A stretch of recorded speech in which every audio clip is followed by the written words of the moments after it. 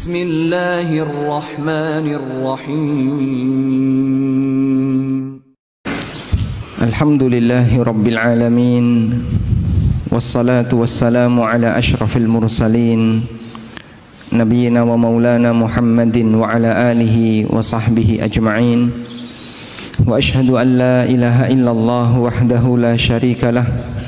Wa ashhadu anna Muhammadan abduhu wa rasuluh sallallahu alaihi wa ala alihi wa sahbihi wa man tabi'ahum bi ihsanin ila yaumiddin. Allahumma bika asbahna wa bika amsayna wa bika nahya wa bika namut wa ilaikan nusyur. Alhamdulillah, puji syukur kita haturkan kehadirat Allah Azza wa Jal. Dialah zat yang berikan kita kemudahan untuk bisa beribadah di pagi ini, dan kita lanjutkan dengan kajian bersama. Semoga Allah Subhanahu wa taala memberikan limpahan rahmat bagi kita semuanya, sehingga kita meninggalkan majelis ini dalam kondisi dosa-dosa kita diampuni oleh Allah Subhanahu wa taala. Allah ingatkan dalam Al-Qur'an di surat Al-Anfal yang menunjukkan bagaimana kasih sayang yang besar yang diberikan oleh Allah kepada para hambanya. Allah berfirman, "Wa huwal ladzi yatawaffakum bil-laili wa ya'lamu ma jarahtum bin-nahar.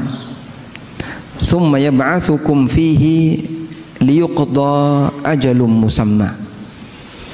Dialah zat yang mewafatkan kalian di malam hari. Wa ya'lamu ma jarahtum bin nahar, dan dia mengetahui apa yang akan kalian perbuat di siang hari. Thumma yab'atsukum fihi liyuqda ajalun musamma. Kemudian Allah bangunkan kalian di hari itu, liyuqda ajalum musamma, untuk diputuskan sampai batas waktu tertentu, untuk diwafatkan, dimatikan sampai batas waktu tertentu. Allah Subhanahu wa taala mengingatkan ini berkaitan dengan konteks orang musyrikin. Ketika orang kafir itu tidur, Allah tahu si kafir ini besok pagi ketika dibangunkan kembali Allah, ketika besok pagi dia dibangkitkan kembali oleh Allah dalam posisi dia bangun tidur, dia akan berbuat kekufuran. Allah tahu ketika Allah wafatkan orang ini, ketika Allah tidurkan orang ini di malam hari, orang ini ketika besok pagi bangun dia akan berbuat kesyirikan. Tapi Allah Subhanahu wa taala tetap membangunkan dia. Allah berikan dia kesempatan untuk hidup. Allah kembalikan arwahnya dan dia bangun. Padahal dia akan berbuat kafir, dia akan berbuat kesyirikan. Liyuqda ajalun musamma, untuk dia habiskan masa hidupnya sampai batas waktu tertentu. Sebagaimana halnya orang kafir, kita juga mengalami kondisi yang sama. Di malam hari kita tidur, dan setiap hamba yang tidur hakikatnya nyawanya ditahan oleh Allah Subhanahu wa taala. Ditahan sesaat. Lalu ketika hamba ini bangun tidur, Allah kembalikan nyawa itu ke jasadnya sehingga dia bisa bangun. Maka Nabi SAW ketika bangun tidur, beliau membaca doa, Alhamdulillahilladzi ahyana ba'dama amatana. Segala puji bagi zat yang menghidupkan kami ba'dama amatana, setelah dia mematikan kami, mematikan di waktu tidur. Dan pada saat kita tidur, Allah tahu besok pagi kita akan maksiat, tapi Allah izinkan kita hidup, sehingga dialah zat yang maha kasih sayang kepada hambanya. Pada waktu Allah Subhanahu wa ta'ala menahan arwah kita di waktu kita tidur, Allah bangunkan kembali kita, padahal dia tahu kita ini akan berbuat durhaka kepadanya, kita akan bermaksiat kepadanya. Sampai kapan? Sampai datangnya ajal. Terus demikian yang kita lakukan, sehingga hidup ini penuh dengan maksiat. Malam harinya kita tidur, siang harinya kita maksiat, seperti itu terus sampai akhirnya ajal menjemput kita. Karena itulah jamaah dimulakan Allah Subhanahu wa taala, ini memberikan pelajaran bagi kita agar memperbanyak istighfar kepada Allah di setiap waktu yang kita lakukan, terutama ketika di detik-detik kematian kita, pada saat kita mendekati ajal. Hadirin yang dimuliakan Allah Subhanahu wa taala, tema kajian kita di kesempatan hari ini sebagaimana yang disampaikan oleh panitia, amalan terbaik di ujung usia. Kita semuanya mengharapkan agar kita bisa mendapatkan husnul khatimah. Meskipun perjalanan hidup kita dipenuhi dengan aneka maksiat, namun kita ingin menghadap Allah Subhanahu wa taala dalam kondisi bersih dan bisa mendapatkan husnul khatimah.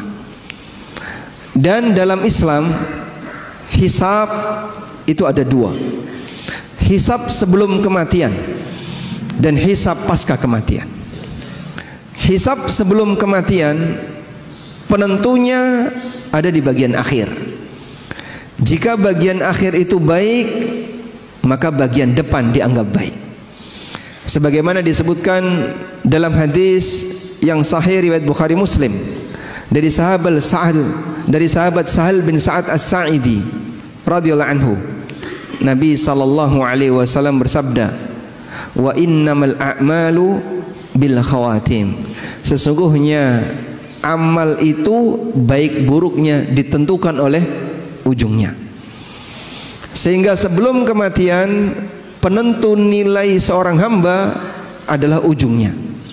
Apabila ujungnya baik, maka seluruh amalnya dianggap baik, dan sebaliknya, ketika ujungnya buruk, maka seluruh amalnya dianggap buruk. Berbeda dengan peraturan hisab pasca kematian. Hisab pasca kematian penentunya ada di depan, ada di awal.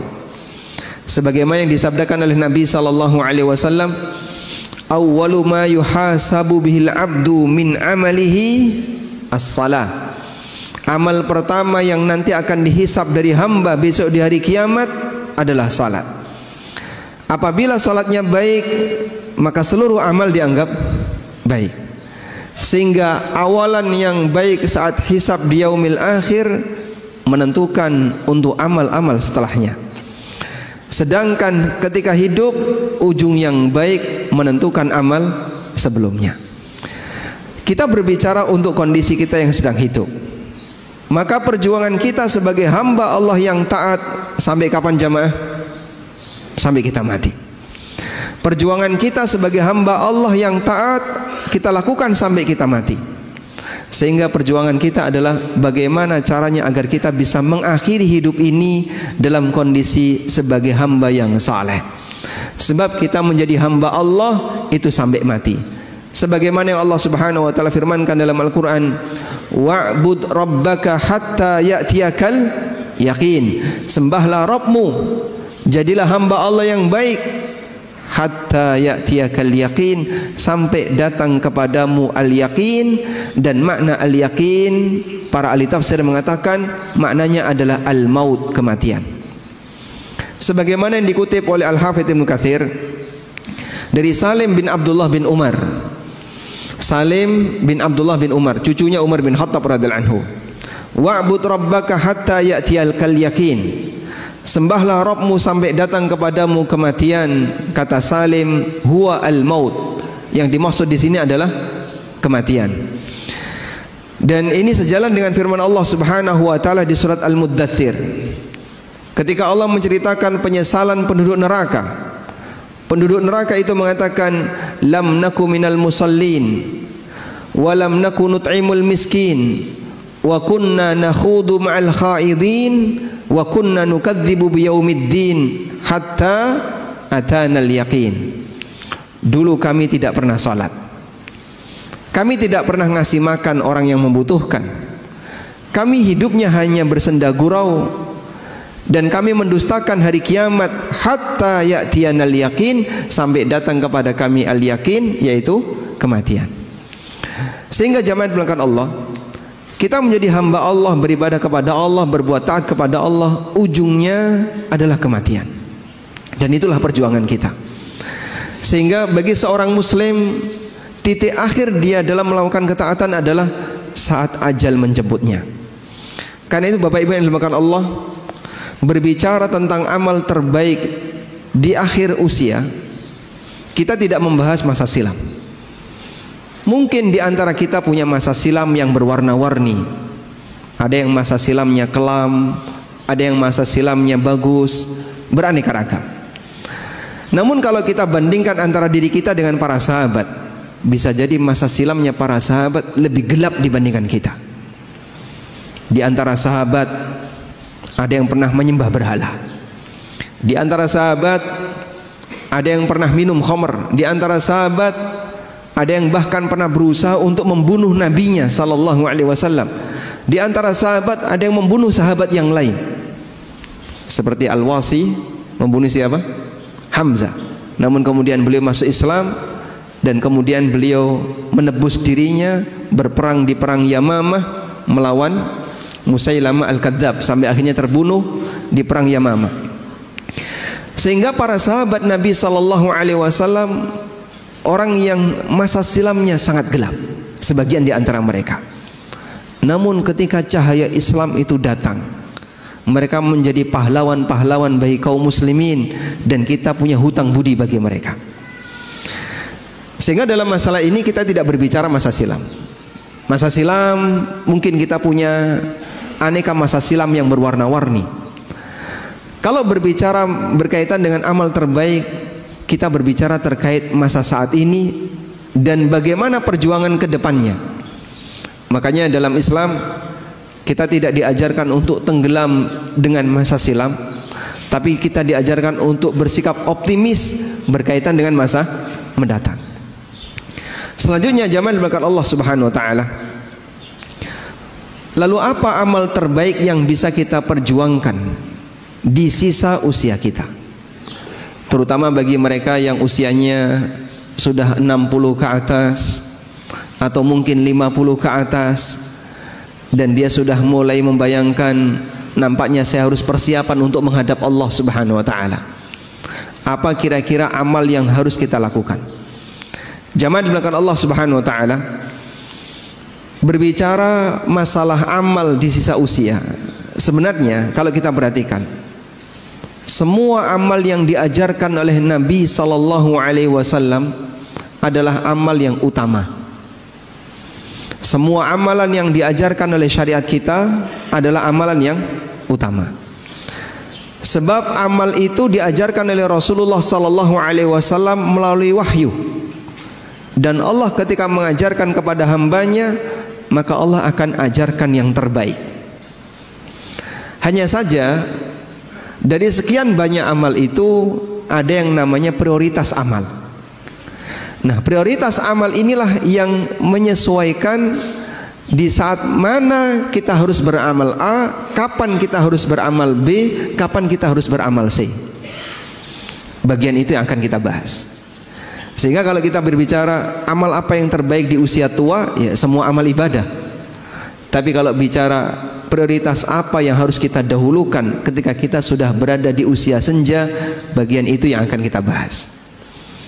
Karena Nabi sallallahu alaihi wasallam di samping beliau mengajarkan amal secara umum, beliau juga mengajarkan prioritas dalam beramal. Sebab tahu prioritas itu bagian dari fikih seorang hamba. Suatu ketika Abdullah bin Abbas sedang menyampaikan kajian, dan waktu itu sedang terjadi ketegangan antara Ali bin Abi Thalib dengan orang Khawarij. Maka beliau berceramah di hadapan masyarakat dalam posisi negara dalam situasi genting. Ibnu Abbas ceramah habis asar sampai nabrak maghrib, dan beliau tidak berhenti. Lanjut beliau ngasih ceramah sampai mendekati waktu isya. Komentar para jamaah, sholat, sholat, waktunya sholat. Tapi Ibnu Abbas tidak berhenti menyampaikan ceramah. Karena negara dalam situasi genting, masyarakat butuh pencerahan yang lebih, sehingga Ibnu Abbas ngasih ceramah panjang.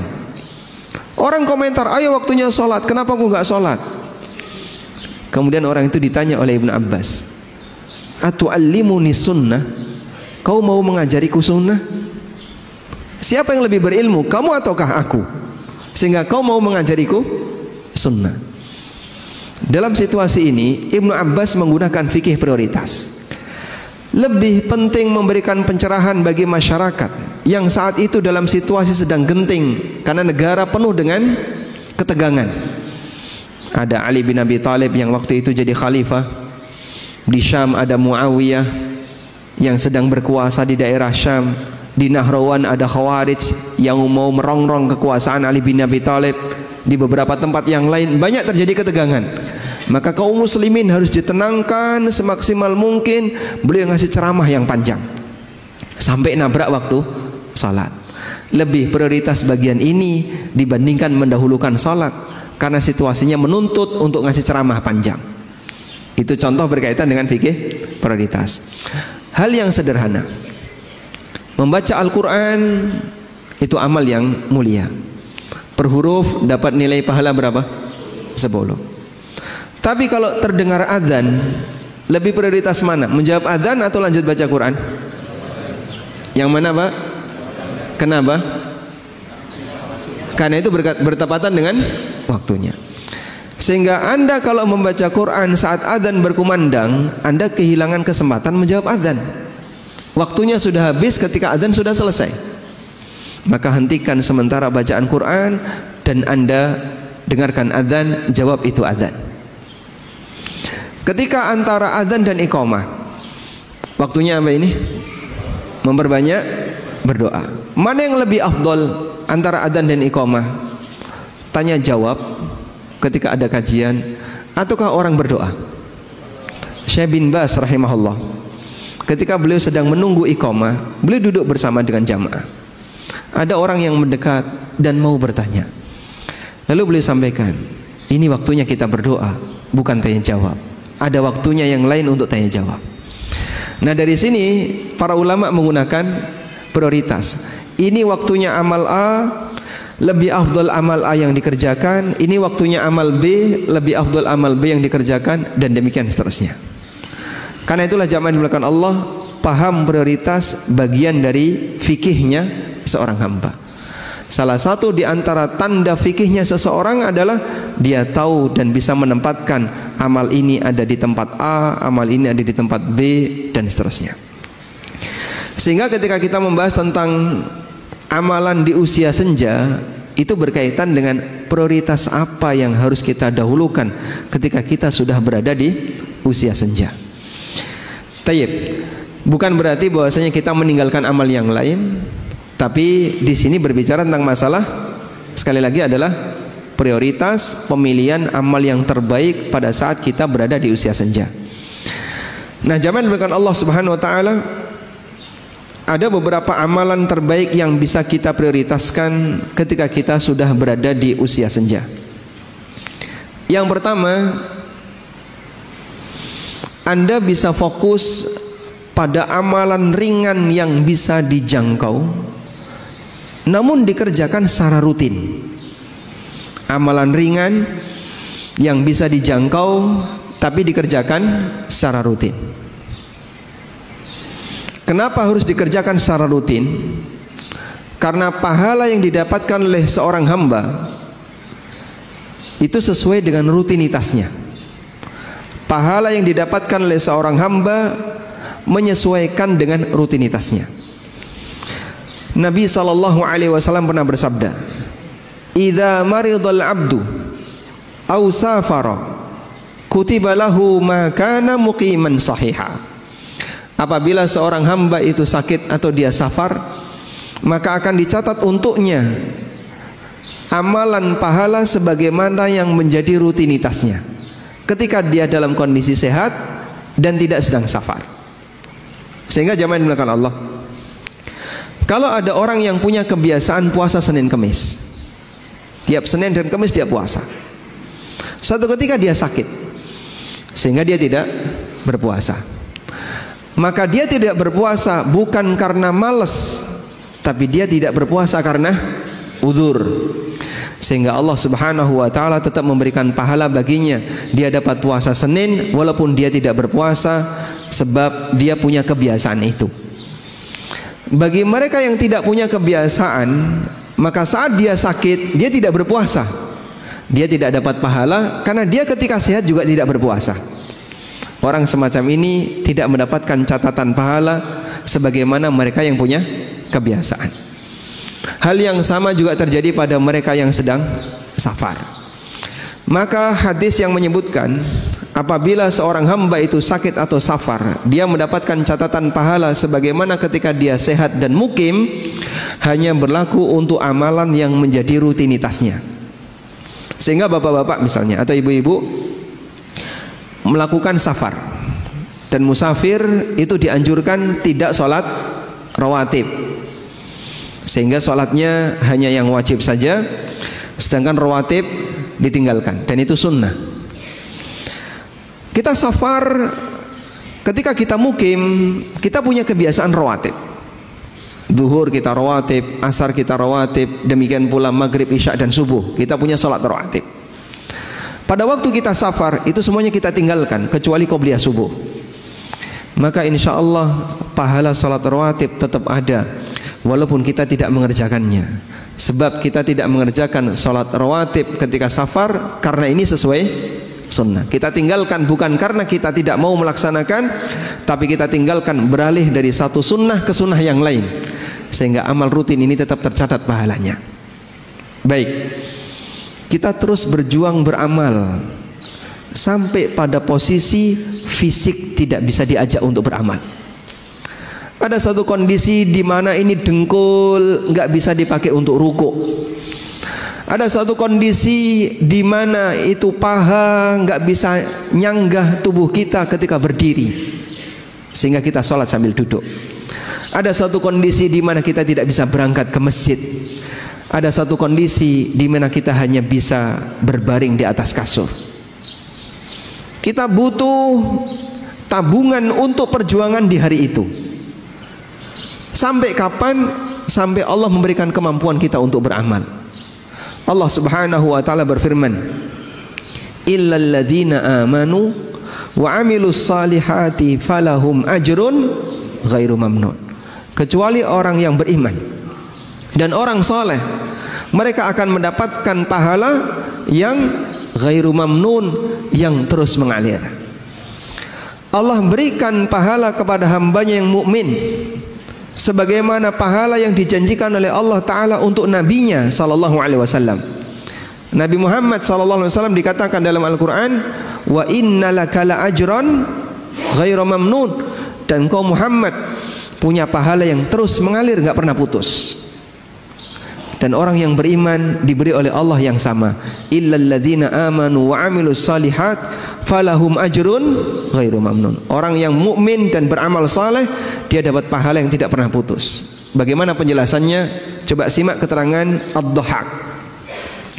Ad-Dhahhak rahimahullah, seorang ulama tabi'in, pernah mengatakan, beliau meriwayatkan dari Ibnu Abbas, idza kana al-'abdu fi shababihi kathiras salah, kathiras siyam was sadaqah, thumma dha'ufa amma kana ya'malu fi shababihi, ajrallahu azza wa jalla lahu ma kana ya'malu fi shababihi. Ketika seorang hamba itu masih muda, dia rajin salat, rajin puasa, rajin sedekah, sampai akhirnya tubuhnya jadi lemah, sehingga dia tidak bisa salat sebagaimana kebiasaan dia di waktu muda. Maka Allah Subhanahu wa ta'ala tetap ngasih pahala untuk dia di saat dia tidak mengamalkannya di usia tua. Sehingga sekali lagi jamaah, mungkin saat ini kita bisa datang hadir 5 waktu ke masjid, bolak-balik, selesai sholat kita pulang, nanti ada panggilan kita datang lagi, pulang lagi, ada panggilan kita datang lagi. Sampai batas waktu tertentu kita nggak bisa menghadiri panggilan itu. Karena saya sudah nggak bisa keluar rumah, hanya bisa duduk di atas kursi, hanya bisa berbaring di atas kasur. Terdengar suara azan, pingin datang, fisik nggak bisa diajak. Terdengar panggilan untuk sholat, tapi badan nggak bisa berdirikan, hanya bisa duduk. Maka sesuai dengan kebiasaan kita, pada waktu kita masih kuat melakukannya, pahala itu terus mengalir. Itulah orang beriman dan beramal saleh, falahum ajrun ghairu mamnun. Mereka tetap mendapatkan pahala yang terus mengalir. Maka ketaatan dan ibadah ringan, mini habit, kebiasaan ringan tapi isinya ketaatan, yang kita lakukan jamaah, itu adalah tabungan di hari tua. Sehingga kalau ada orang yang bilang olahraga itu adalah tabungan kesehatan di hari tua, maka ibadah-ibadah yang ringan itu adalah tabungan di saat kita sudah tidak bisa lagi mengerjakannya. Bapak Ibu punya kebiasaan salat rawatib, puasa sunnah, qiyamul lail, atau ibadah-ibadah yang lain. Ini semuanya ada batasnya. Karena fisik hamba bisa jadi lebih pendek umurnya dibandingkan usia dia hidup. Sehingga orangnya masih hidup tapi fisiknya nggak bisa diajak. Semangatnya tetap ada, namun jasadnya nggak bisa dipaksa untuk melakukannya. Dia nggak putus sebab niatnya terus berjalan. Orang seperti inilah pahalanya tidak akan pernah putus. Walhamdulillah, itu anugerah yang diberikan oleh Allah kepada hambanya yang beriman. Allah subhanahu wa ta'ala tidak pernah menyanyiakan kebaikannya. Tabungan yang dia perjuangkan di masa mudanya tetap mengalirkan pahala sampai pun dia tidak bisa mengerjakannya. Qala Ibnu Abbas radhiyallahu anhu, Ibnu Abbas mengatakan, wa humul ladzina adrakahumul kibar la yu'akhadzuna bima amiluhu fi kibarihim. Ayat ini berkaitan dengan orang yang sudah mencapai usia tua. Dia tidak dihukum oleh Allah gara-gara dia tidak melakukan amalan disebabkan karena usia tuanya. Sebaliknya dia dapat pahala terus mengalir sesuai dengan kebiasaan dia di masa muda. Oleh karena itu jamaah, mumpung jasad ini masih bisa diajak untuk melakukan aneka amal yang beragam, maka kita isi masing-masing. Dalam masalah sedekah ada isinya.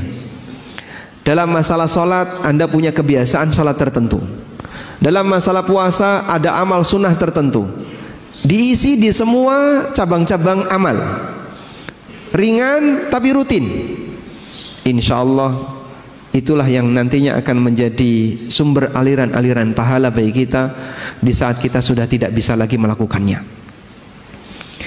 Karena itu jamaah dimuliakan Allah Subhanahu wa taala, Nabi SAW ketika beliau beramal, yang beliau lakukan apa Pak? Beliau lakukan secara rutin. Sebagaimana yang beliau katakan, wa inna ahabbal a'mali ilallah adwamuha wa in qalla. Sesungguhnya amal yang paling dicintai oleh Allah adalah amal yang paling rutin meskipun sedikit. Jangan berat-berat Pak, yang ringan, yang kira-kira bisa dirutinkan sampai batas jasad nggak bisa diajak lagi untuk melakukannya. Pak, kalau saya mau Daud gimana? Sekiranya Bapak terlalu keberatan dengan Daud, turunkan Senin Kemis. Saya masih kuat lebih dari itu. Baik, mungkin tambahkan 3 hari setiap bulan ketika Ayyamul Bid, sehingga Anda Senin Kemis plus Ayyamul Bid. Terlalu berat, sebaiknya tidak dilakukan. Diceritakan oleh Aisyah radhiyallahu anha, pernah suatu ketika ada seorang wanita yang bernama Haula bintu Thuwaid datang ke rumahnya Aisyah. Dan waktu itu ada Rasulullah sallallahu alaihi wasallam. Lalu Aisyah menceritakan kepada Nabi sallallahu alaihi wasallam, "Hadhi Haula bintu Thuwaid, za'amu annaha la tanamul laila." Ini adalah Haula bintu Thuwaid. Banyak orang mengatakan wanita ini enggak pernah tidur di malam hari, isinya tahajud. Faqala Rasulullah sallallahu alaihi wasallam, kemudian Nabi sallallahu alaihi wasallam keheranan, lalu beliau mengatakan, "La tanamul lail?" Enggak pernah tidur di waktu malam? Kemudian beliau kasih arahan, khudhu minal a'mali ma tutiqun fa innallaha la yamallu hatta tamallu. Ambil amal yang mampu untuk kalian rutinkan, karena Allah enggak pernah bosan sampai kalian bosan dalam beramal. Allah enggak pernah bosan untuk ngasih pahala kepada kalian sampai kalian bosan dalam beramal. Maksudnya gimana? Putus amalnya gara-gara dia kecapean. maka akan lebih baik melakukan yang rutin tapi nggak putus daripada yang ringan tapi nggak putus daripada terlalu berat tapi putus. Sebab catatan kita ada pada rutinitas, bukan ada pada amal yang sifatnya borongan. Baik, ini yang pertama. Selanjutnya, prioritas yang kedua. Di saat kita sudah merasa bahwasanya kita sudah di sisa-sisa usia 60 tahun, 70 tahun, maka amalan yang ditekankan adalah memperbanyak bertaubat kepada Allah.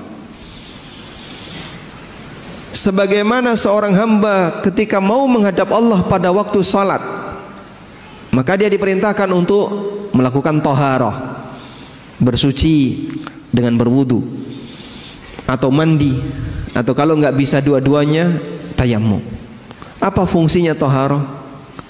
Agar hamba menghadap Tuhannya dalam kondisi suci dari hadas dan suci dari najis, sehingga dia menghadap Allah dalam keadaan suci dan bersih lahiriah jasadnya, meskipun bisa jadi dia bawa dosa, belum suci batinnya.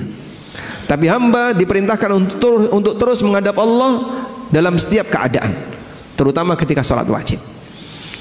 Orang ketika mau ke tanah suci yang merupakan pusat kiblat, persiapan untuk menghadap Allah di tanah suci lebih jauh lagi. Di mana, Pak? Di mikot, dalam jarak 450 kilo kalau ngambil mikotnya dari Dzulhulaifah. Sehingga persiapan untuk beribadah di tanah haram sudah dilakukan 450 kilo. Dan di zaman Nabi SAW, di zaman para sahabat, perjalanan dari mikot Dzulhulaifah sampai ke kota Mekah butuh waktu kurang lebih 7 hari, sepekan. Dalam kondisi memakai pakaian ihram, tidak boleh pakai wewangian, tidak boleh menggunakan pakaian berjahit yang membentuk lekuk badan, tidak boleh ini, tidak boleh ini, ada banyak sekali larangan. Dan mereka bersabar untuk itu. Zaman sekarang orang naik bis 5 jam, itu saja sudah merasa kelamaan. Milih naik kereta 2 jam, dan itu persiapannya jauh. Sehingga zaman dibilangkan Allah, untuk menghadap Allah kita butuh mensucikan diri. Orang mati menghadap siapa? Allah Azza wa Jalla. Ya ayyuhal insanu innaka kadihun ila rabbika kadhan famulaqih. Wahai manusia, sesungguhnya kalian itu sungguh mengalami kelelahan ila rabbika, menuju Rabbmu, famulaqih, sampai kalian ketemu Allah. Sehingga semua hamba ketika mati dia akan bertemu dengan Allah, dia menghadap Allah Subhanahu wa taala. Maka sebelum menghadap Allah, jika waktu masih hidup, kita diperintahkan untuk mensucikan jasad dari hadas dan najis. Maka pada saat kita menjelang mati, kita sucikan dengan banyak bertobat, kita bersihkan batin kita dari dosa. Inilah rahasia kenapa Allah Subhanahu wa taala memerintahkan nabinya sallallahu alaihi wasallam untuk memperbanyak bertasbih dan istighfar serta bertaubat setelah Fathu Mekah, dengan diturunkannya surat An-Nasr. Surat An-Nasr surat apa, Mas? Surat An-Nasr. Alam Nasrah. Ya. Wan Nasr idza jaa nasrullahi wal fath. Itu surat Al-Asr ya, wal Asr ya. Surat An-Nasr. Idza jaa nasrullahi wal fath. Wa ra'aitan nasa yadkhuluna fi dinillahi afwaja. Apabila telah datang nasrullah, pertolongan Allah, wal fath, dan fathu Makkah. Wa ra'aitan nasa yadkhuluna fi dinillahi afwaja. Dan kau lihat manusia, masyarakat, mereka masuk ke dalam agama Allah afwajan, secara berbondong-bondong. Ada sebagian imam yang keliru dalam membaca surat An-Nasr. Mereka baca kayak gini: wa ra'aitan nasa yadkhuluna fi dinillahi afwaja. afwajan fasabbih bihamdi rabbika wastaghfir. Berhenti di afwaja betul, tapi ibtida ngulang di afwaja keliru. Karena kalau diulang afwajan fasabbih bihamdi rabbika wastaghfir, secara berbondong-bondong sucikanlah nama Rabbmu dan beristighfarlah, jadinya zikir jama'i. Ya. Bertasbihlah dan beristighfarlah secara berbondong-bondong, kan jadinya zikir jama'i. Padahal afwajan itu kata keterangan untuk masuk Islam. Wa ra'aitan nasa yadkhuluna fi dinillahi afwaja. Afwaja keterangan untuk orang yang masuk Islam, bukan fasabbihnya. Keterangan fasabbih enggak ada hubungannya dengan afwaja. Wa ra'aitan nasa yadkhuluna fi dinillahi afwaja. Dan kau lihat masyarakat mereka masuk ke dalam agama Allah secara berbondong-bondong. Dan itu terjadi pada tahun 9 Hijriah, di mana Nabi SAW kedatangan banyak tamu, sehingga Madinah banjir tamu. Dari mana Pak? Dari berbagai suku di sekitar Jazirah Arab. Satu suku datang, ya Rasulullah, saya kepala suku A, saya dan seluruh anggota suku saya masuk Islam. Datang suku B, suku C, dan seterusnya, sehingga mereka masuk Islam per suku, diwakili oleh utusan-utusannya. Itulah yang disebut dengan mereka masuk Islam afwajan, secara berbondong-bondong. Kemudian Allah Subhanahu wa taala perintahkan kepada nabinya, fasabbih bihamdi rabbika wastaghfir. Maka sucikanlah nama Rabbmu dan beristighfarlah. Dan itu diwujudkan oleh Nabi SAW dengan beliau membaca ketika rukuk dan sujud, subhanakallahumma rabbana wa bihamdika Allahumma gfirli. Subhanakallahumma rabbana, maha suci engkau ya Allah, wahai Rabb kami, wa bihamdika, dengan segala pujimu, Allahumma gfirli, ampunilah aku. Beliau banyak beristighfar dalam rukuk dan sujud beliau. Kata Aisyah radhiyallahu anha, kana an-nabiy sallallahu alaihi wasallam yukthiru hadzal du'a yata'awwalul Qur'an. Nabi sallallahu alaihi wasallam membaca doa ini banyak-banyak ketika di akhir hayatnya, karena mengamalkan perintah dari Al-Qur'an, yaitu di surat An-Nasr bagian akhir. Ada apa dengan surat An-Nasr bagian akhir? Ibnu Abbas radhiyallahu anhuma pernah ditanya oleh Umar bin Khattab radhiyallahu anhu, ya Ibnu Abbas, akadzalika ma taqul, bagaimana tafsir kamu untuk surat An-Nasr? Jawab Ibnu Abbas, qultu huwa ajalu Rasulillahi sallallahu alaihi wasallam a'lamu bihi. Surat An-Nasr adalah dekatnya ajal Nabi sallallahu alaihi wasallam. Yang itu yang aku tahu. Bagian itu yang aku tahu. Kenapa Ibnu Abbas bisa menafsirkan surat An-Nasr idza jaa nasrullah sebagai tanda dekatnya ajal Nabi sallallahu alaihi wasallam? Oh, karena itu turun di akhir hayat beliau. Dari mana beliau tahu kalau itu turun di akhir hayatnya? Karena ketika ayat itu turun, sahabat nggak tahu kapan Rasulullah SAW meninggal. Tapi Ibnu Abbas memahami ini isyarat ajalnya Rasulullah SAW. Beliau memahami seperti ini. Apabila seluruh masyarakat sudah masuk Islam dan kota Mekah sudah ditaklukkan, berarti tugas Nabi sudah selesai. Dan kalau tugas Nabi sudah selesai, pensiun. Pensiunnya Nabi gimana Pak? Liburan? Atau kemudian punya rumah pensiunan, tinggal di villa? Bukan, menghadap Allah untuk menerima pahala. Sehingga ketika tugas seorang Rasul sudah selesai, maka sang Nabi akan menghadap Allah Subhanahu wa ta'ala. Maka turunnya surat An-Nasr pertanda tugas beliau sudah paripurna, dan sebentar lagi beliau akan menghadap Allah. Dan betul, dari turunnya surat An-Nasr dengan wafatnya Rasulullah sallallahu alaihi wasallam kurang lebih selisihnya hanya setahun. Sehingga ini salah satu di antara bukti bahwa surat An-Nasr adalah ajal Rasulullah sallallahu alaihi wasallam. Di akhir ajal itulah Rasulullah sallallahu alaihi wasallam banyak bertaubat kepada Allah, banyak mohon ampun kepada Allah. Karena ketika seorang hamba mengakhiri amalnya, maka kita disyariatkan untuk mengakhirinya dengan istighfar. Sebagaimana selesai sholat, apa yang kita baca, Pak? Astagfirullah, astagfirullah, astagfirullah. Sebagaimana selesai puasa, kita disyariatkan untuk bertakbir. Allah Subhanahu wa taala berfirman berkaitan dengan masalah puasa Ramadan. Gimana ayatnya? Walitukabbiru walitukmilul iddata walitukabbirullaha ala ma hadakum. Dan agar engkau sempurnakan bilangan puasa Ramadan, walitukabbirullah, dan kalian puji Allah dengan mengagungkannya. Maka selesai puasa kita takbiran.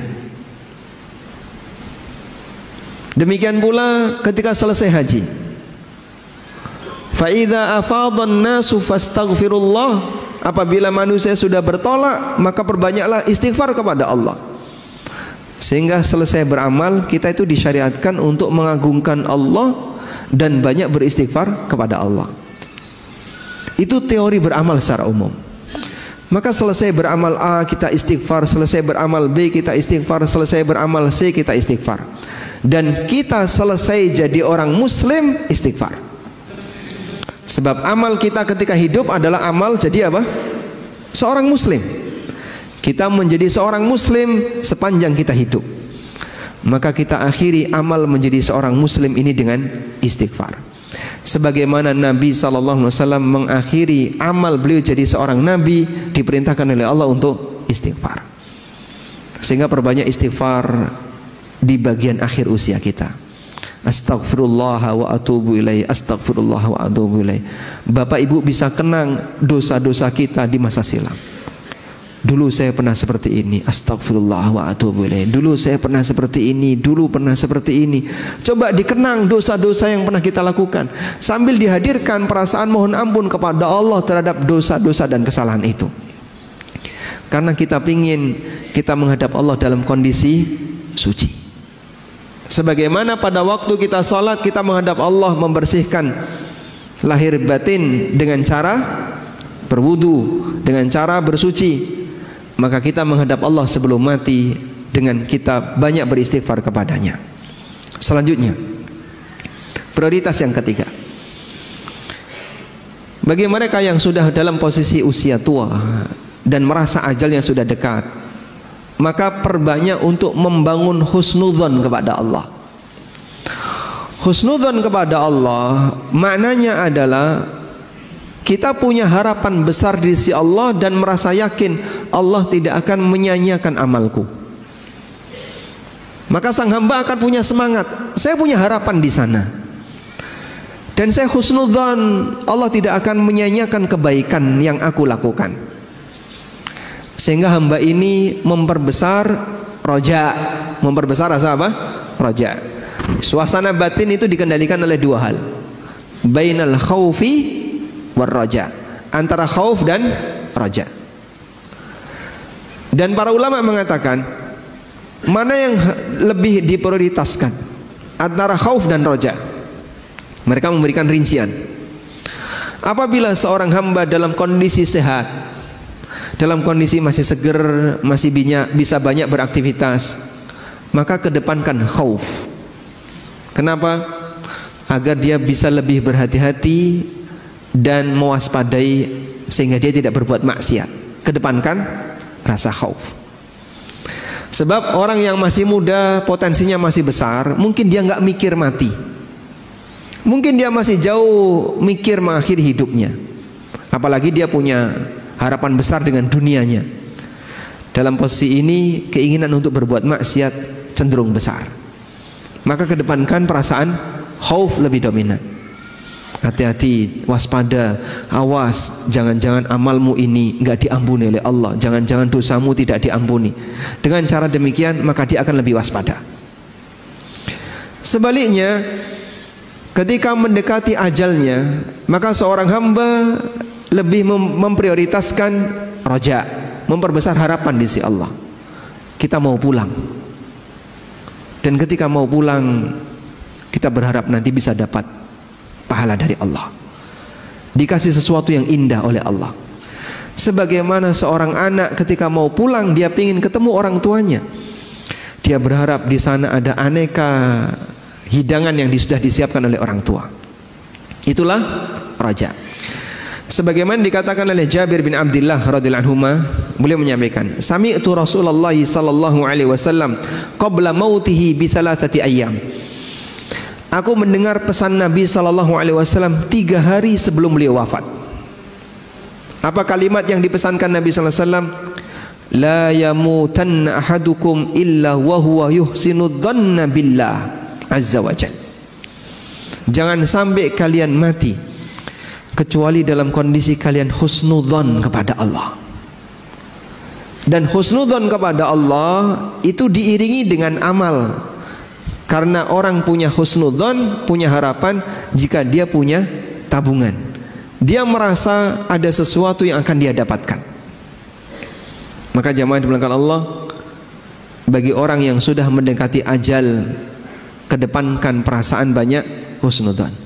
Kita mau pulang, sebentar lagi akan menghadap Allah. Semoga amalku diberi pahala oleh Allah Subhanahu wa taala. Dan apabila terkumpul dalam diri seorang hamba 2 hal ini, maka Rasulullah sallallahu alaihi wasallam memberikan jaminan bahwa orang ini akan dimasukkan oleh Allah ke dalam surga dan dijauhkan dari neraka. Disebutkan dalam hadis yang sahih bahwa Rasulullah sallallahu alaihi wasallam pernah menjenguk orang yang sedang sakit. Lalu beliau bertanya, "Kaifa tajiduka?" Gimana perasaanmu saat ini?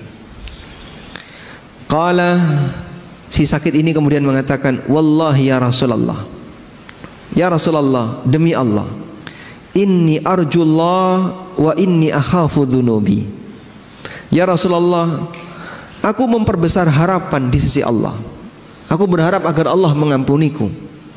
Meskipun di saat yang sama aku takut terhadap dosa-dosaku. Kemudian Rasulullah sallallahu alaihi wasallam mengatakan, la yajtami'ani fi qalbi 'abdin fi mithli hadzal mautin illa a'tahu Allahu ma yarju wa amanuhu mimma yakhaf.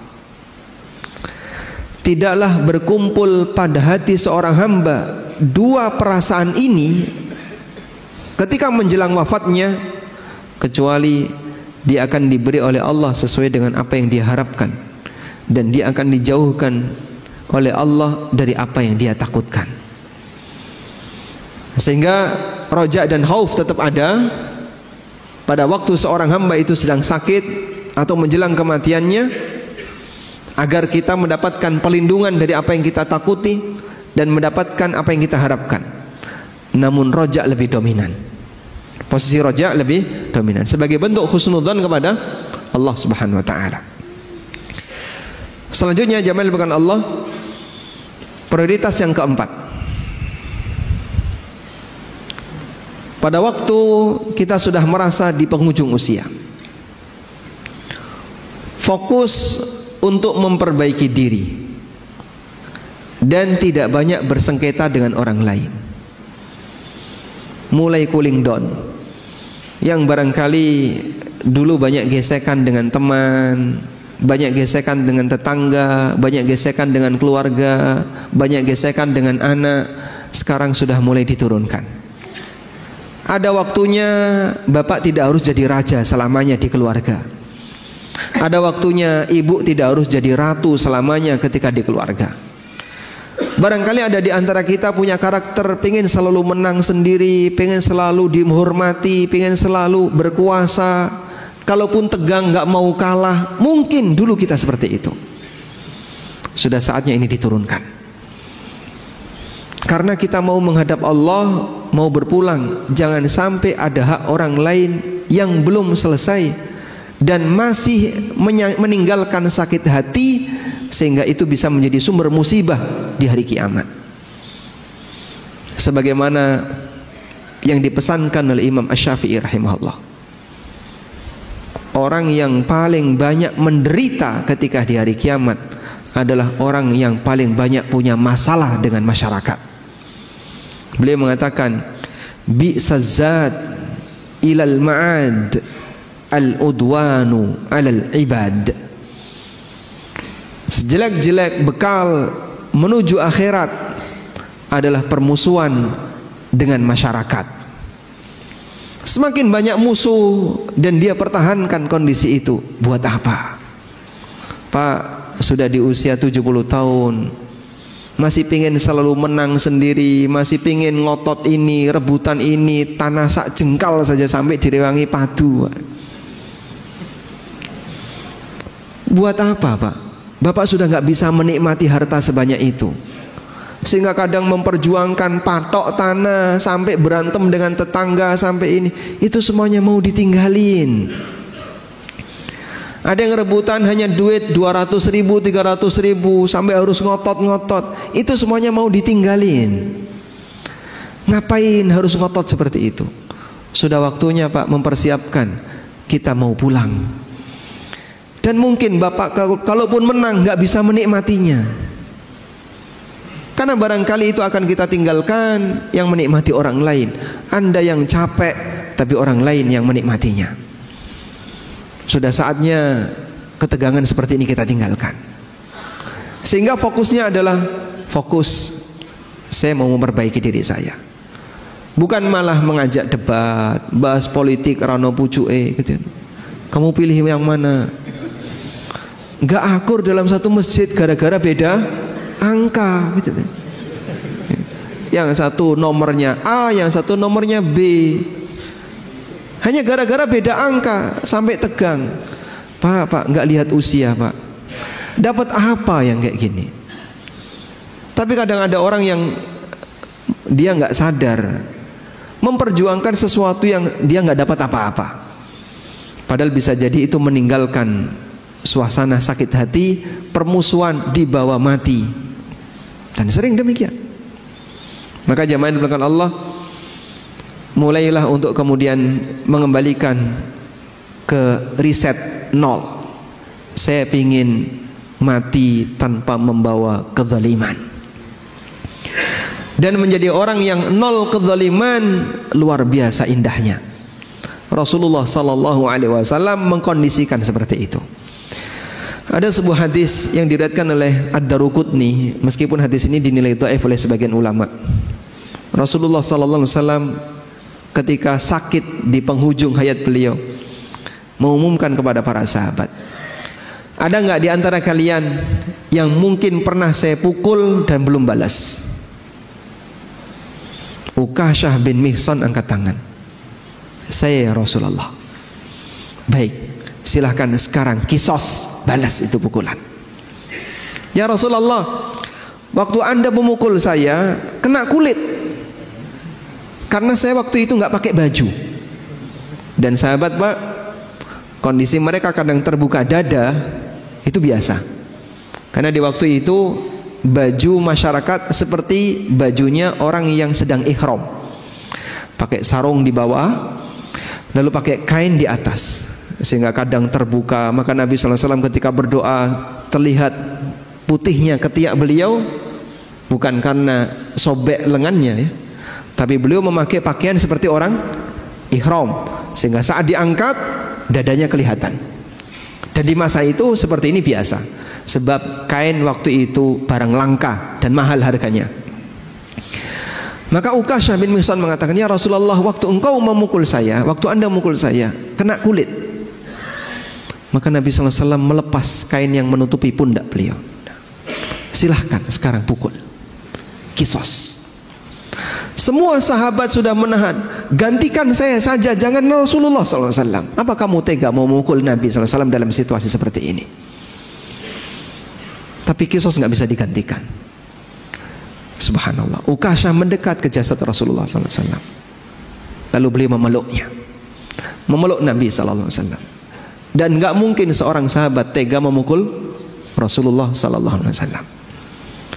Pelajaran yang bisa kita ambil jamaah, inilah contoh perjuangan seorang Nabi. Seorang Nabi, Pak, apakah beliau punya kezaliman terhadap umatnya? Nggak mungkin. Kalaupun Nabi mendidik umatnya, lalu kadang pendidikan itu mungkin dengan pukulan. Sebagaimana orang tua mendidik anak dalam posisi tertentu, kadang orang tua mukul. Itu orang tua disalahkan nggak, Pak? Ya? Tidak. Kenapa? Dia punya hak. Kan ini dalam rangka untuk pendidikan, meskipun ada batasannya. Tidak sampai pukulan yang membekas dan seterusnya. Rasulullah SAW melakukan itu, beliau punya hak, sebab beliau pendidik bagi seluruh umatnya. Namun beliau tidak ingin seperti ini jadi sumber masalah di akhirat. Beliau undang itu orang, silakan balas. Karena itulah jamaah dibilangkan Allah, datang beberapa sahabat menghadap Rasulullah SAW. Ya Rasulullah, laqad ghala si'ru. Ya Rasulullah, harga barang pada naik. Terjadi inflasi di zaman Nabi SAW. Fasa'ir lana, tolong turunkan harga untuk kami. Apa jawab Nabi SAW? Innallaha huwal qabidul basitul musa'ir. Sesungguhnya Allah itu zat yang melapangkan dan menyempitkan rizki para hambanya. Wa inni la arju an alqallah wa laysa alayya madlamatun fi damin wala mal.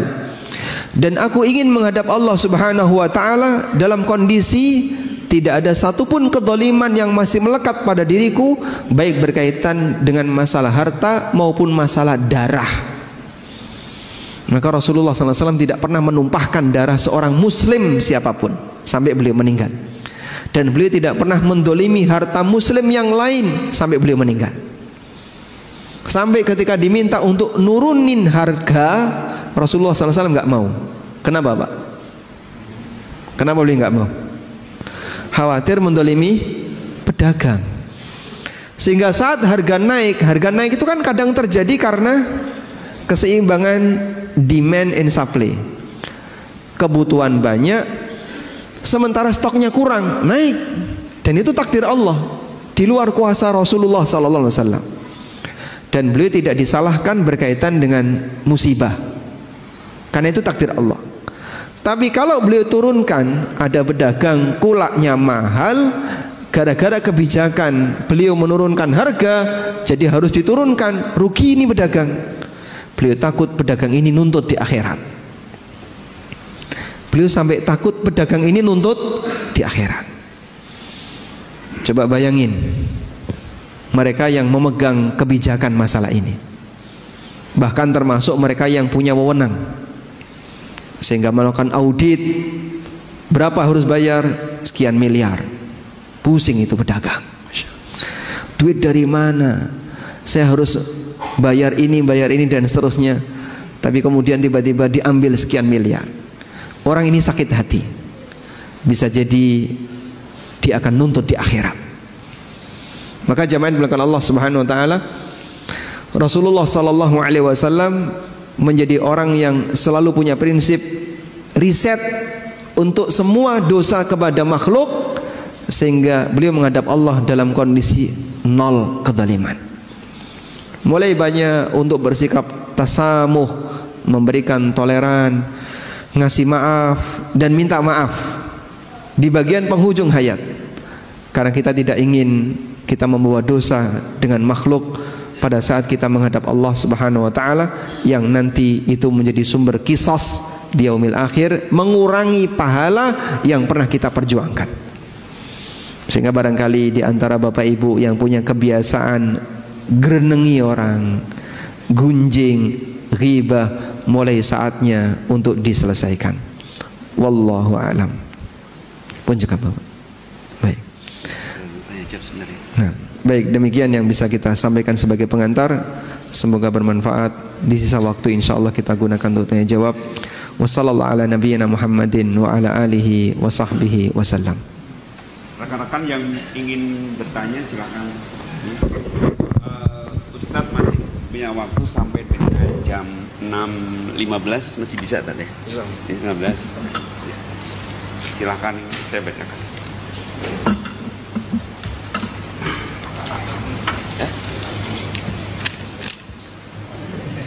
Iya benar.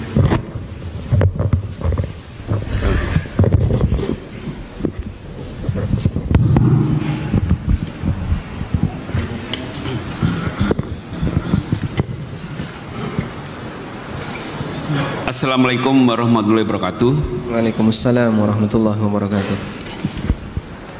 Izin bertanya Ustadz, sebagai muslim yang baru mengenal keutamaan amalan sunnah di usia yang telah senja, mohon nasihat dan motivasinya Ustadz.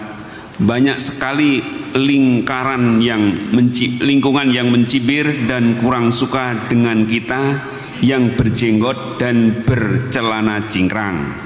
Meskipun kami tahu hal tersebut adalah bagian dari sunnah Nabi Shallallahu Alaihi Wasallam, apakah bunyi dalilnya hadis akan hal tersebut? Syukron barakallahu fikum. Nah, ada seorang ulama yang beliau punya jenggot yang cukup lebat ya.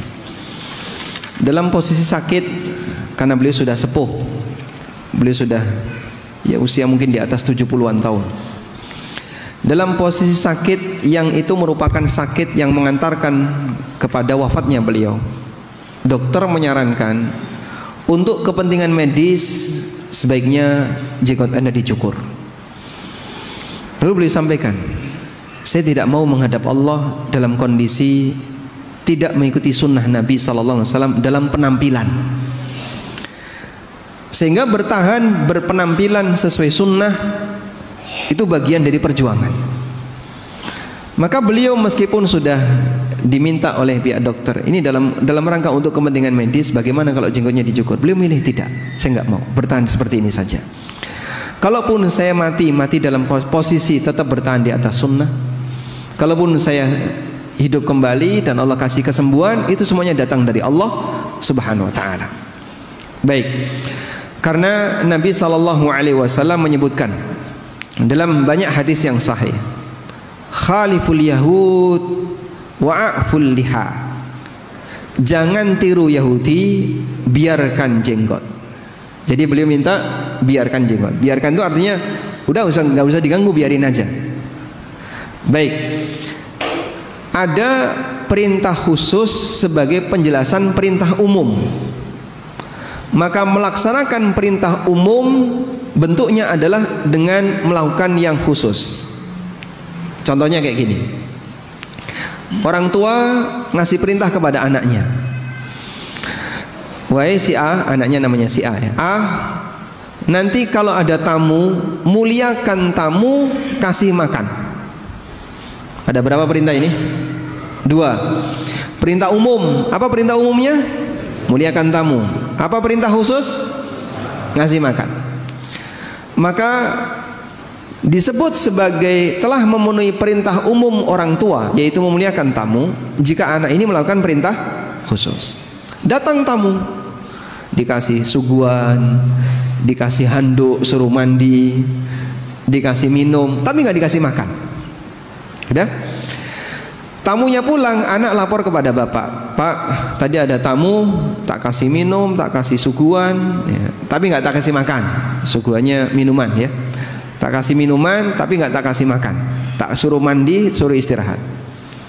Apakah berarti anak sudah melaksanakan perintah orang tua? Belum. Kenapa belum? Karena perintah khususnya belum dikerjakan. Maka jika Nabi SAW meminta khaliful yahud, jangan tiru Yahudi, wa'aful liha, biarkan jenggot, maka melaksanakan perintah umum, yaitu agar kita tidak niru Yahudi, bentuknya adalah dengan melaksanakan perintah yang kedua. Paham di sini? Baik. Karena bagian dari prinsip syariat, ketika syariat ini datang, syariat ini mengajarkan beda dengan Yahudi dan Nasrani. Sebab dua umat ini datang lebih awal dan mereka punya penyimpangan, maka Nabi SAW datang meluruskan aneka penyimpangan itu agar tidak terjadi pada umatnya. Aneka penyimpangan-penyimpangan itu disebutkan dalam Al-Quran dan hadis-hadis beliau. Sebagian diantaranya adalah masalah penampilan. Oleh karena itu Anda bisa bersabar ya.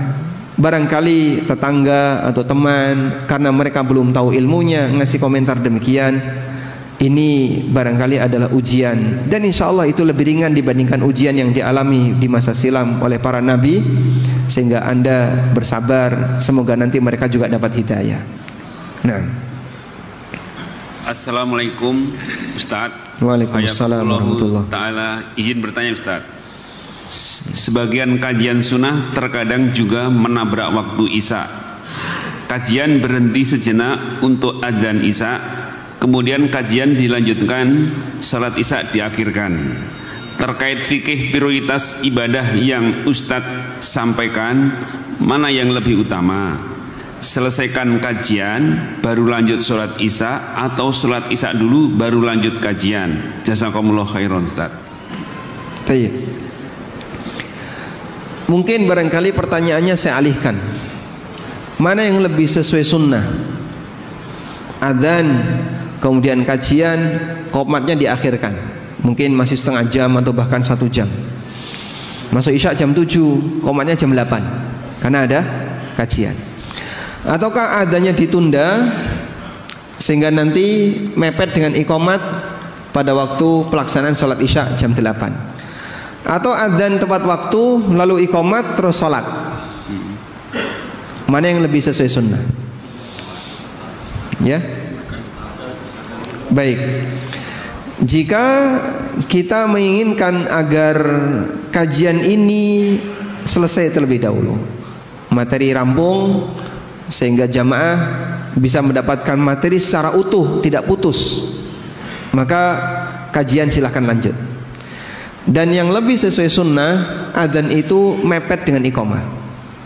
Sebab dulu Nabi SAW pada waktu beliau di Tabuk, Tabuk itu di mana? Di Arab ya, di utara Madinah. Jarak di masa silam perjalanan 1 bulan. Beliau ketika di Tabuk itu beliau singgah di beberapa tempat, singgah sekian hari, pindah lagi, sekian hari, pindah lagi, sekian hari. Dalam situasi musim yang sangat panas, mereka berteduh di bawah tenda. Saat Bilal mau keluar untuk adzan zuhur, tepat waktu, pas masuk awal waktu zuhur, ditahan oleh Nabi SAW, jangan adzan. Akhirnya Bilal kembali masuk. Mau keluar lagi, ditahan lagi. Hatta tafi'at tulul, sampai kerikil itu keluar bayangan. Kerikil keluar bayangan itu berarti matahari sudah cukup ke barat. Karena kalau benda tinggi bayangannya gampang kelihatan, tapi kalau benda kecil itu bayangannya lebih susah kelihatan. Kerikil, benda kecil ya, kerikil keluar bayangan, berarti matahari sudah sangat ke barat. Baru Nabi SAW mengizinkan Bilal, sekarang silakan adzan. Akhirnya Bilal adzan, lalu iqamah salat duhur. Sehingga beliau mengakhirkan salat duhur dan adzannya diakhirkan. Baik. Karena itu Al-Hafidz Ibnu Hajar rahimahullah ketika menjelaskan hadis ini, beliau menyampaikan, sunnah berkaitan dengan orang yang mau mengakhirkan salat, maka adzannya juga diakhirkan. Sehingga kalau salatnya tengah malam, salat Isya di sini mau tengah malam, berjamaah, boleh nggak Pak? Boleh. Maka nanti adzannya bagian akhir, bukan ditaruh di depan. Wallahu a'lam. Nah sekarang bagian kajiannya, lebih baik mana? Kajian selesai atau salat Isya dulu? Ini mempertimbangkan mana yang lebih maslahat. Kalau lebih maslahat, Isya dulu. Misal, Pak, jamaah di sini heterogen, nggak semuanya orang paham sunnah. Sehingga kalau kajian lanjut, sholat Isya ditunda, mungkin ada yang mau safar, ada yang datang belum makan malam, ya, karena dia makan malamnya setelah sholat Isya, sehingga dia datang berharap iqomat sholat Isya bisa pulang. Begitu dia datang kok masih ada kajian, nunggu dulu, wah saya buru-buru, saya pengen ini pengen itu, maka mungkin dengan pertimbangan ini sebaiknya langsung sholat. Atau yang kedua, enggak, di sini sudah terkondisi, yang hadir di sini memang sudah siap untuk belajar, dan mereka lebih senang satu paket ilmu disampaikan, selesai baru sholat, maka mungkin sholat Isya'nya bisa ditunda dan diselesaikan kajiannya. Dan seperti ini kembali kepada kebijakan takmir. Wallahu a'lam. Ustadz, mohon bertanya mengenai pembagian waris sesuai syariat. seorang laki-laki bujangan tidak mempunyai istri dan anak, meninggal dunia meninggalkan satu saudara laki-laki dan perempuan sekandung, seayah dan seibu. Dua, saudara laki-laki dan perempuan seayah dan lain ibu. Tiga, bibi atau adik dari ayah, bagaimana pembagian warisannya? Baik, dari 3 jalur jenis atau 3 jalur ahli waris tadi ya, saudara kandung, saudara seayah, dan bibi dari ayah. Pertama saya sebutkan dulu, bibi dari ayah ini namanya dzawil arham. Dzawil arham itu bukan ahli waris, keluarga jauh yang dia tidak dapat warisan namanya dzawil arham, dan dzawil arham bukan ahli waris, sehingga dzawil arham nggak dapat warisan sama sekali. Yang kedua, apabila ada saudara kandung dan saudara seayah, maka saudara kandung menghijab saudara seayah, menghijab, menutupi saudara seayah, sehingga saudara seayah nggak dapat warisan. Sehingga dari penjelasan tadi, yang dapat warisan hanya saudara kandung laki dan perempuan, dibagi 2:1. Bapak nanti terus saudara yang lain, bibinya, mereka iri dong Pak, nggak dapat apa-apa. Ya memang mereka nggak dapat apa-apa secara aturan hukum waris. Namun sekiranya dalam rangka untuk menutupi suasana perasaan yang nggak enak, dianjurkan bagi yang dapat warisan ngasih sebagian kepada yang nggak dapat warisan. Ya entah mungkin 10% atau sekian persen, ini saya kasihkan hadiah dari kami untuk Anda, karena kita sama-sama saudara, meskipun mereka terhijab dengan saudara kandung. Saudara sebapak terhijab dengan saudara kandung. Wallahu a'lam. Assalamualaikum.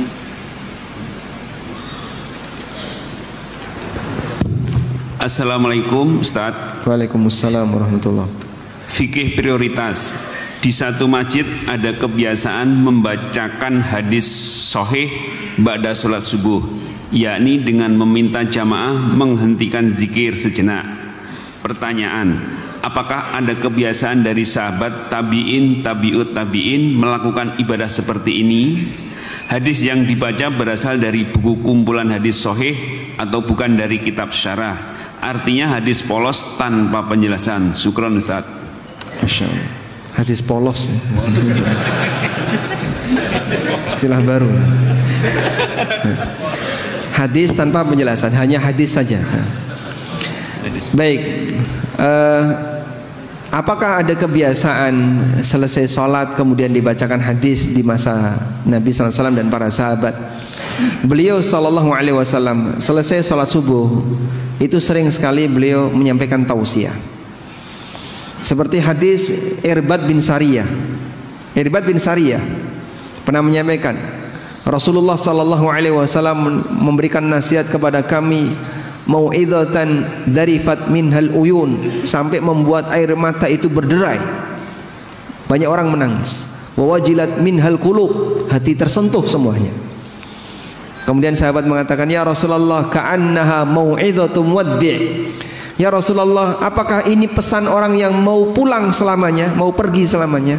Apakah ini pesan orang yang mau meninggal? Fa'usina, kalau demikian berikan wasiat kepada kami. Lalu beliau ngasih wasiat, alaikum bisunnati wa sunnatil khulafa'ir rasyidin al-mahdiyina min ba'di addu 'alaiha bin nawajid. Hadis yang ma'ruf ya. Pegangilah sunnahku dan sunnah khulafaur rasyidin, gigit dengan gigi geraham kalian. Hadis yang ma'ruf, dan itu disampaikan setelah subuh. Rasulullah SAW juga kadang selesai subuh tanya kepada sahabat, siapa di antara kalian yang punya mimpi? Silakan ceritakan, barangkali aku bisa mentakwil. Maka ada yang cerita tentang mimpinya, lalu ditakwil oleh Nabi SAW. Kalau nggak ada yang lapor, maka beliau sendiri yang bercerita tentang mimpinya. Aku bermimpi seperti ini. Kemudian beliau jelaskan mimpinya, dan mimpi Nabi itu wahyu.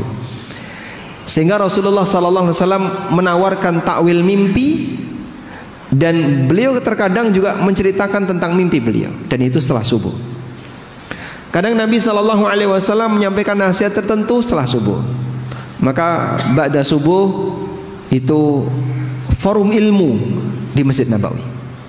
Dan sampai sekarang seperti itu masih berlanjut.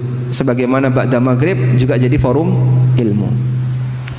Karena itu kalau sekiranya pembacaan hadis dan menunda waktu Anda untuk berzikir sejenak, saya kira ini tidak sangat mengganggu. Karena baca hadis tanpa syarah hanya sebentar. Sehingga kalau bicara prioritas, insya Allah baca hadis Anda bisa dengarkan dengan seksama. Dan perhatikan, ini sabda Nabi SAW. Atha bin Abi Rabah pernah datang seorang anak SMP, kemudian bilang kepada Atha, "Wahai Imam Atha, saya mau membacakan hadis kepada Anda." Kemudian beliau duduk dengan rapi, nunduk, didengerin. Silahkan dibacakan. Selesai anak ini membacakan hadis, pergi dia. Lalu Atha mengatakan, "Laqad sami'tu hadzal hadis qabla ayyulada hadzal sabi." Aku sudah mendengar hadis ini sebelum anak ini dilahirkan. Tapi beliau tetap mendengarkan dengan seksama, karena ini sabda Rasulullah sallallahu alaihi wasallam. Abdi dalam, Pak, orang keraton, kalau ada sabda keraton, diam dia, nunduk mendengarkan. Sebagai bentuk penghormatan, padahal itu yang dibacakan surat dari sultan kepada seluruh abdi dalam misalnya. Itu mereka nunduk memperhatikan, nggak berani bicara, nggak berani ngobrol, nggak berani tulanan HP. Kita mendengarkan ayat Al-Quran kadang main HP, padahal itu firman Allah. Kita mendengarkan sabda Nabi sallallahu alaihi wasallam kadang gak digatekno, padahal itu sabda Rasulullah sallallahu alaihi wasallam. Sebagaimana kita menghormati orang tua ketika ngasih nasihat, ya. Orang tua lagi bicara, kita gimana, Pak? Ya, mendengarkan dengan seksama sebagai bentuk penghormatan kepada beliau. Maka sebagai bentuk penghormatan kepada Nabi sallallahu alaihi wasallam, ketika sabda beliau dibacakan, Anda hentikan aktivitas, dengerin, Pak.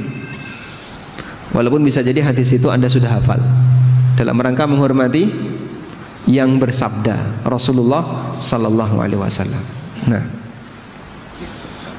Bismillah, Assalamualaikum Ustaz. Waalaikumsalam warahmatullahi. Ahwan izin bertanya, ada yang mengganggu pikiran seseorang, pikiran sekarang ana, tentang segala kesusahan-kesusahan hidup yang dialami, kesusahan dalam urusan pekerjaan dan segala usaha yang lain.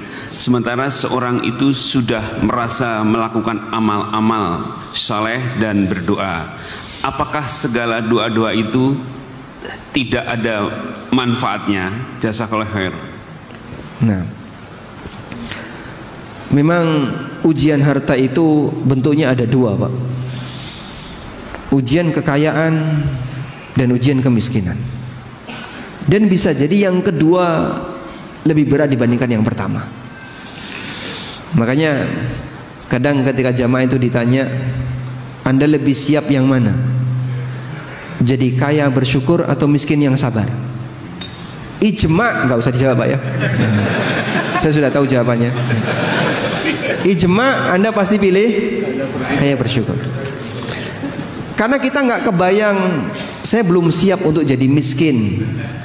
Jadi miskin rasanya berat sekali. Jadi orang yang penuh dengan musibah ekonomi itu rasanya berat, sehingga Anda merasa nggak sanggup untuk bersabar. Meskipun dua-duanya ujian, baik kaya maupun miskin, dua-duanya ujian. Tapi bagi para sahabat, mereka itu punya kecenderungan kadang lebih milih sabar daripada syukur. Seperti yang terjadi pada Abu Dzar radhiyallahu anhu. Beliau pernah mengatakan, atau dalam keterangan yang lain Abu Darda, beliau pernah mengatakan, Abu Darda mengatakan, "Al-maradu ahabbu ilayya minas sihah, wal faqru ahabbu ilayya minal ghina." Sakit lebih saya sukai daripada sehat. Jadi tiap hari sakit, nek gak watuk pilek, ditemek watuk misalnya. Tiap hari sakit lebih saya sukai daripada saya sehat. Miskin lebih saya sukai daripada kaya. Kenapa? Karena beliau punya kondisi, saya itu merasa dekat dengan Allah saat dapat musibah, dan itu merasa lebih nikmat bagiku dibandingkan ketika saya dapat nikmat berupa harta. Jadi suasana kenikmatan itu adalah kedekatan dia dengan Allah. Dengan musibah ini, dengan miskin ini saya bisa nangis. Dengan musibah ini saya bisa berdoa. Dengan musibah ini rasanya saya dekat dengan Allah. Dengan musibah kita bisa menghadap Allah lebih serius. Coba kalau nggak ada kayak gini ya, bisa jadi orang lupa untuk mendekat kepada Allah. Itu sahabat. Kita mungkin nggak bisa demikian. Namun kalau misalnya Anda menghendaki, Pak, saya berharap agar ekonomi ini nggak jadi ujian bagi saya, agar kondisi ekonomi ini nggak jadi ujian bagi saya. Mungkin ini nggak bisa, karena masalah ujian itu Allah yang milih dan Allah yang menentukan, bukan kita. Maka yang lebih penting adalah bukan terhindar dari ujian, sebab hidup ini pasti ujian. Tapi yang lebih penting adalah bagaimana cara menghadapi ujian, bagaimana mensuasanakan batin ketika menghadapi ujian. Anda berdoa, mungkin doa Anda nggak kunjung dikabulkan. Bagi sahabat itu lebih penting daripada dikasih lalu putus doanya. Sebagaimana Umar bin Khattab radhiyallahu anhu, bagi saya bukan dikabulkan doa yang penting, namun diberi kekuatan berdoa itulah yang penting.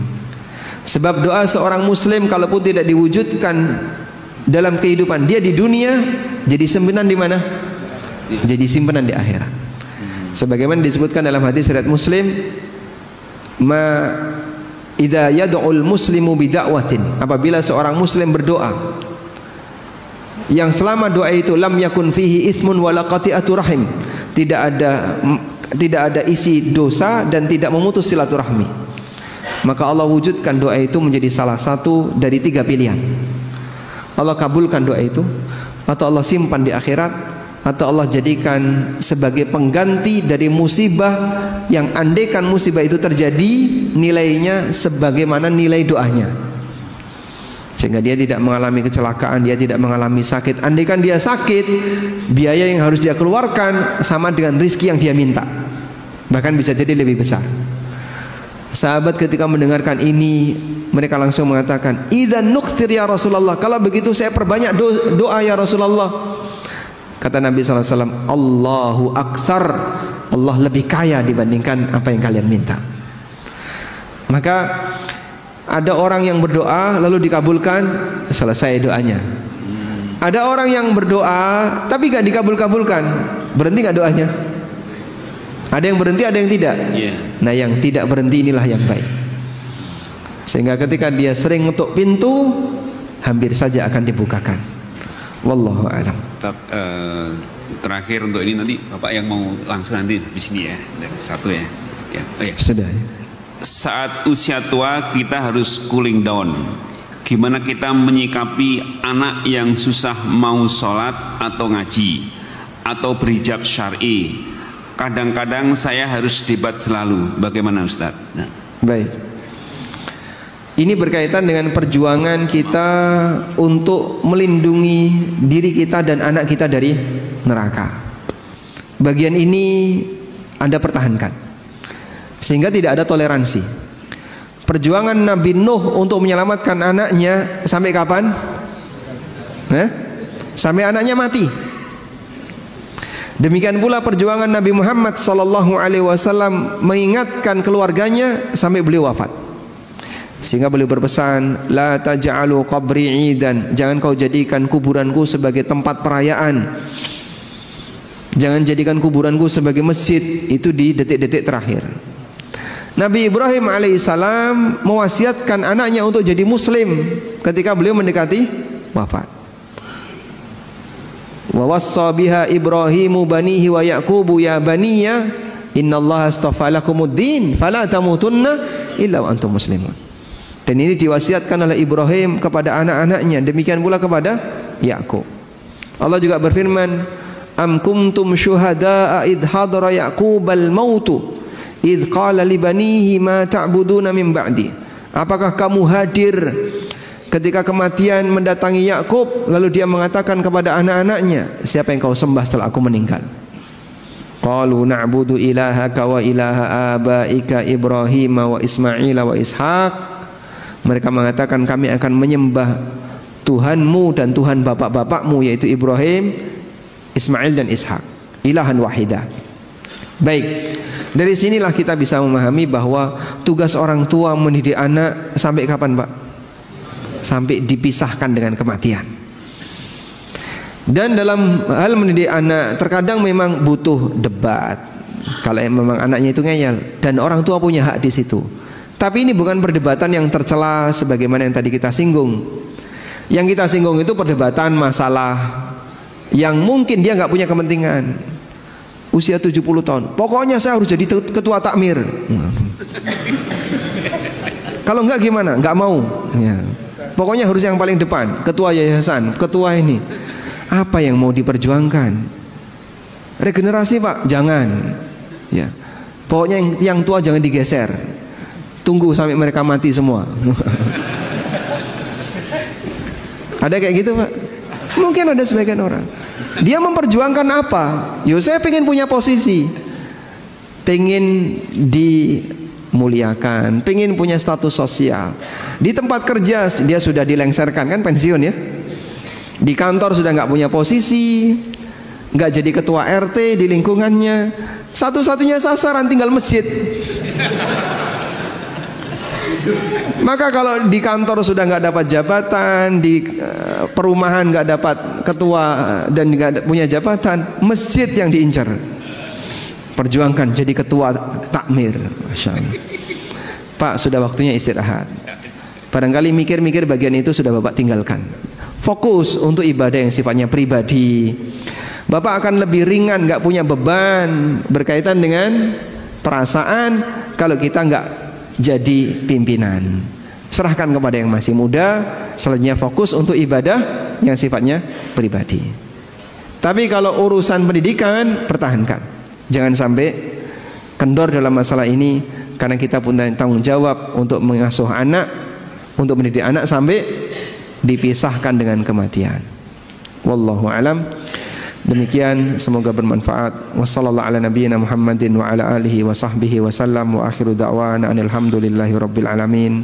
Subhanakallahumma wa bihamdika asyhadu an la ilaha illa anta astaghfiruka wa atubu ilaik. Wassalamu alaikum warahmatullahi wabarakatuh.